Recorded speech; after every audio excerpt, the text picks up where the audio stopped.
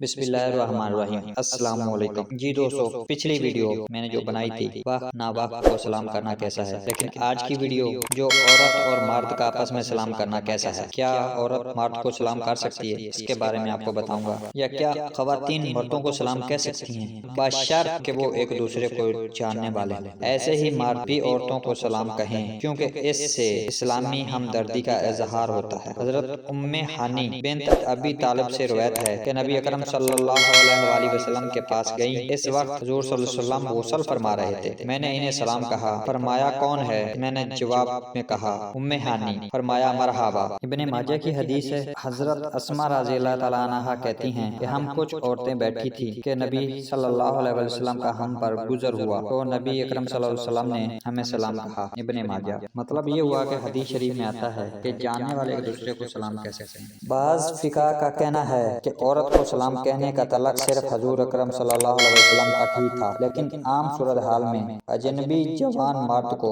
جوان عورت کا سلام کہنا درست نہیں۔ امید ہے دوستو ویڈیو آپ کو اچھی لگی ہوگی۔ اگر آپ کو ویڈیو اچھی لگی ہے تو لائک کریں، اپنے دوستوں کے ساتھ شیئر کریں، اور اگر آپ ہمارے چینل پر نہیں ہو تو ہمارے چینل کو بھی سبسکرائب کریں۔